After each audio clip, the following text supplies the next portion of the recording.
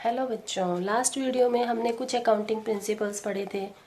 I hope आपको वो principles समझ में आ गए होंगे। आज हम कुछ और अकाउंटिंग प्रिंसिपल्स पढ़ेंगे, जिसमें से है फर्स्ट बिजनेस एंटिटी प्रिंसिपल।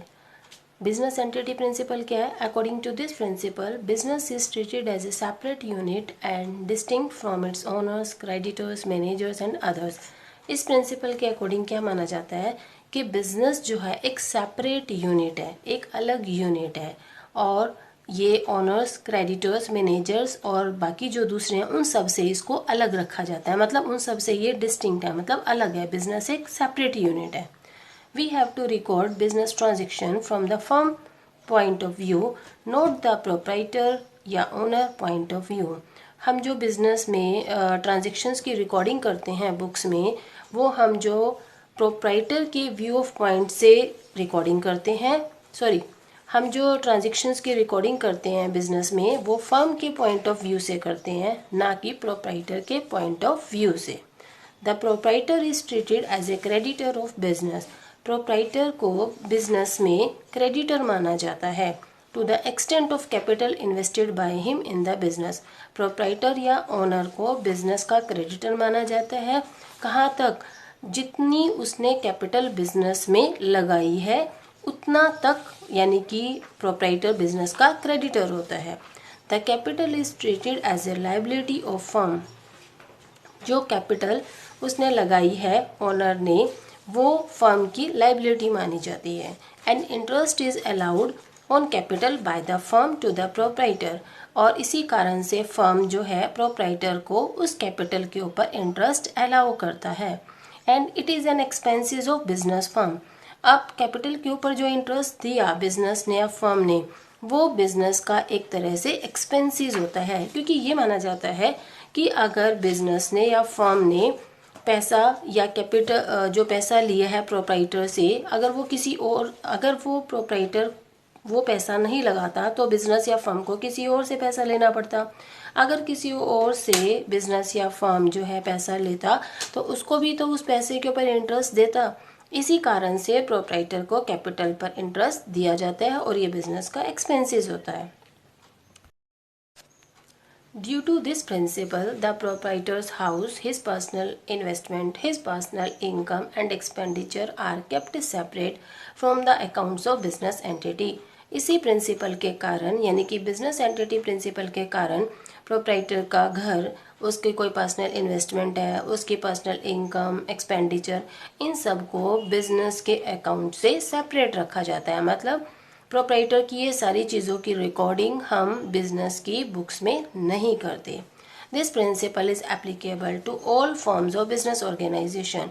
ये जो प्रिंसिपल है, बिजनेस ऑर्गेनाइजेशन की जितनी भी फॉर्म्स होती हैं, जितनी भी टाइप्स होती हैं, जैसे हमें पता है बिजनेस ऑर्गेनाइजेशन के टाइप में +1 में बिजनेस स्टडी में है कि जैसे कौन कौन सी फॉर्म्स होती हैं, जैसे सोल प्रोप्राइटरशिप यानी कि सोल ट्रेडर, पार्टनरशिप, कंपनी, इन सभी पर ये प्रिंसिपल जो है इक्वली एप्लीकेबल होता है। मीन्स ये प्रिंसिपल जो है बिजनेस ऑर्गेनाइजेशन की सभी टाइप्स पर एप्लीकेबल होता है। नेक्स्ट प्रिंसिपल है money measurement principle. According to this principle, only those transaction and events are recorded in accounting which we can measure in terms of money. इस principle के according क्या माना जाता है कि हम अकाउंटिंग में सिर्फ उन्हीं ट्रांजेक्शन और इवेंट्स की रिकॉर्डिंग करते हैं जिसको हम मनी में मेजर कर सकते हैं। मतलब हम बता सकते हैं कि मनी में उसकी वैल्यू कितनी है। Even though there are so many transactions which are important for business, हालांकि बिजनेस में बहुत सारी ऐसी ट्रांजेक्शन्स होती हैं जो बिजनेस के लिए इम्पोर्टेंट होती है, but it will not recorded in books of business. लेकिन बिजनेस की बुक्स में उसकी रिकॉर्डिंग नहीं की जाती। If its effect can't measure in money with accuracy. अगर उन इवेंट या ट्रांजेक्शन का इफेक्ट जो है हम एक्यूरेसी के साथ मनी में मेजर नहीं कर सकते। मतलब अगर हम ये नहीं बता सकते कि मनी में उसका कितना इफेक्ट हो रहा है। For example, accounting does not record quarrel between production manager and sales manager, strike by employees. For example कि अकाउंटिंग में हम रिकॉर्ड नहीं करते किस चीज़ का, कि अगर प्रोडक्शन मैनेजर और सेल्स मैनेजर के बीच में झगड़ा हो जाता है और एम्प्लॉयज़ ने स्ट्राइक कर दिया, मीन्स अगर प्रोडक्शन मैनेजर और सेल्स मैनेजर के बीच में झगड़ा हो जाता है तो प्रोडक्शन रुक जाएगा, प्रोडक्शन रुक जाएगा तो क्या होगा, बिजनेस को लॉस होगा। अब कितना लॉस होगा, क्योंकि हम ये नहीं बता सकते एक्यूरेसी के साथ कि बिजनेस में कितना लॉस होगा, इसलिए इस ट्रांजेक्शन्स की रिकॉर्डिंग हम बिजनेस की बुक में नहीं करेंगे।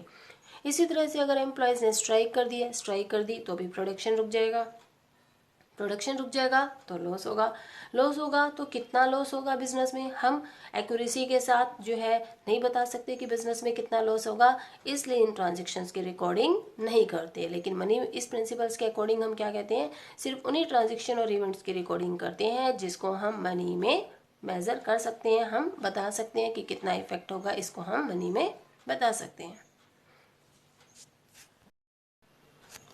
नेक्स्ट प्रिंसिपल है accounting period principal.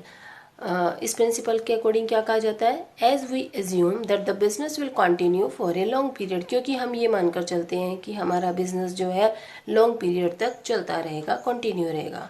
The true result of business can be find out only when the business is completely wound up, या हम कहते हैं closed.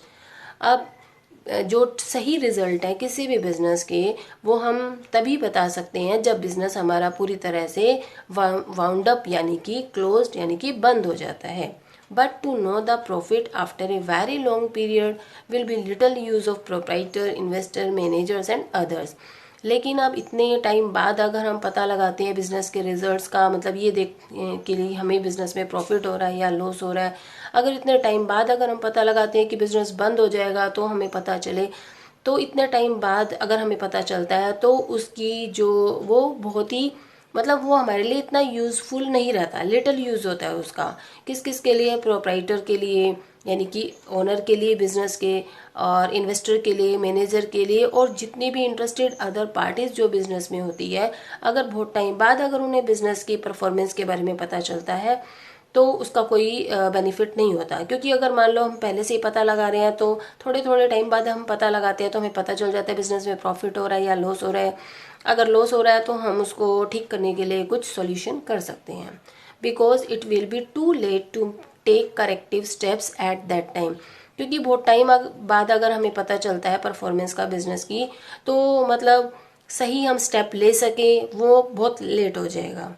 The users of financial statement want to know the result of business at frequent intervals, लेकिन financial statement के users जो होते हैं वो बिजनेस के रिजल्ट्स को थोड़े थोड़े टाइम बाद यानी कि फ्रीक्वेंट इंटरवल, थोड़े थोड़े इंटरवल के बाद वो जानना चाहते हैं। मतलब वो जानना चाहते हैं कि बिजनेस कैसा चल रहा है, प्रॉफिट हो रहा है या लॉस हो रहा है।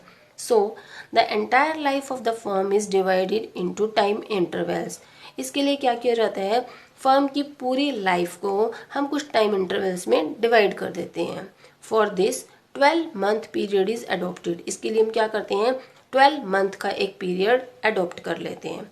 For this adopt financial year beginning 1st April and ending 31st March in the next calendar year।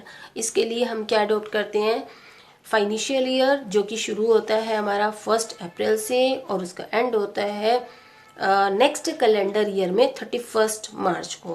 तो अकाउंटिंग पीरियड क्या माना जाता है, 1 अप्रैल टू 31 मार्च, यानी कि 1 अप्रैल से 31 मार्च कंप्लीट हो गया। तब जो है बिजनेस के फाइनल अकाउंट बनाए जाते हैं। फाइनल अकाउंट में trading account, profit and loss account and balance sheet बनाई जाती है।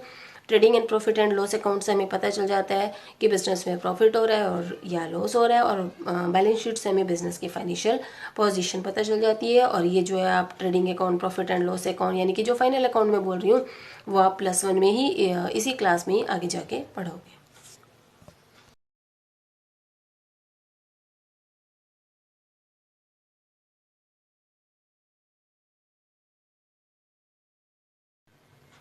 नेक्स्ट है ड्यूअल एस्पेक्ट प्रिंसिपल। ड्यूअल का मतलब दो। According to this principle every business transaction has dual aspect. इस प्रिंसिपल के अकॉर्डिंग क्या माना जाता है कि हर बिजनेस ट्रांजेक्शन के दो एस्पेक्ट होते हैं। It means every business transaction affects two accounts. इसका मतलब बिजनेस में जो भी ट्रांजेक्शन होती है उससे दो अकाउंट अफेक्ट होते हैं, यानी कि दो अकाउंट पर उसका इफेक्ट पड़ता है। If one account is debited then other account is credited. अगर एक अकाउंट डेबिट होता है तो दूसरा अकाउंट क्रेडिट होता है। कभी भी ऐसा नहीं होता कि किसी ट्रांजेक्शन से दो बार अकाउंट डेबिट हो जाए, मतलब एक अकाउंट डेबिट होगा और दूसरा अकाउंट क्रेडिट होगा, जो कि हमने लास्ट वीडियो में जर्नल एंट्री में हमने पढ़ा है कि हम किसी अकाउंट को डेबिट या क्रेडिट क्यों करते हैं, रूल के अकॉर्डिंग करते हैं। हम अपनी मर्जी से किसी अकाउंट को डेबिट या क्रेडिट नहीं करते। लास्ट वीडियो मैंने डाली हुई है जर्नल एंट्री की, जिसमें आपने हो सकता है आपने वो वीडियो देख ली हो, ना देखी हो तो इसी चैनल को सब्सक्राइब करके आप वो वीडियो देख सकते हो। The transactions are recorded on the basis of this principle. Business में जितनी भी ट्रांजेक्शन्स की रिकॉर्डिंग हम करते हैं वो इसी प्रिंसिपल के बेस पर ही की जाती है। The system of recording transactions based on this principle is called double entry system. जो ट्रांजेक्शन्स की हम रिकॉर्डिंग करते हैं इस प्रिंसिपल के बेस पर, उस सिस्टम को बोलते हैं हम डबल एंट्री सिस्टम। ये छोटे छोटे पॉइंट्स जो है आपके जो मल्टीपल चॉइस क्वेश्चंस होते हैं, फिलिंग द ब्लैंक्स होते हैं, उसमें भी ये यूज़ हो सकते हैं। इसलिए जो भी मैंने ये नोट्स बनाए हुए हैं वो आपके लिए पढ़ने के लिए, लर्न करने के लिए बहुत ही इफ़ेक्टिव है। और ये जो है इनको आप नोट्स को पढ़कर जो है आप मल्टीपल चॉइस क्वेश्चन या फिलिंग द ब्लैंक्स भी इजीली सॉल्व कर सकते हो। Due to this principle two sides of balance sheet are always equal. इसी प्रिंसिपल के कारण बैलेंस शीट की जो दो साइड्स होती हैं, asset side and liability side, वो हमेशा इक्वल होती है। मींस एसेट साइड का टोटल और लायबिलिटी साइड का टोटल इक्वल होता है। And accounting equation will always hold good. और इसी प्रिंसिपल के कारण अकाउंटिंग इक्वेशन भी हमेशा सही रहती है। अकाउंटिंग इक्वेशन क्या है?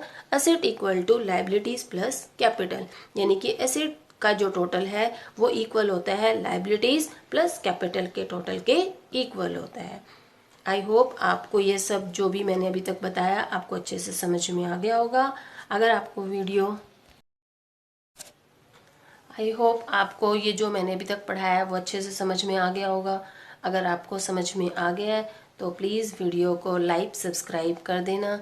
और इस ये जो नोट्स हैं मेरे, जो भी मैंने अब तक पढ़ाया है, जितनी भी वीडियोस मैंने डाली हैं, उससे रिलेटेड कोई नोट्स अगर आपका चाहिए, वैसे तो आपको इस वीडियो में ही पता चल गया, आप स्क्रीनशॉट भी ले सकते हो। अगर वैसे भी नोट्स चाहिए तो आप मेरे चैनल टेलीग्राम पर जाकर वहाँ पर नोट्स जो है अवेलेबल है, आप वहाँ से ले सकते हो। Okay, thank you.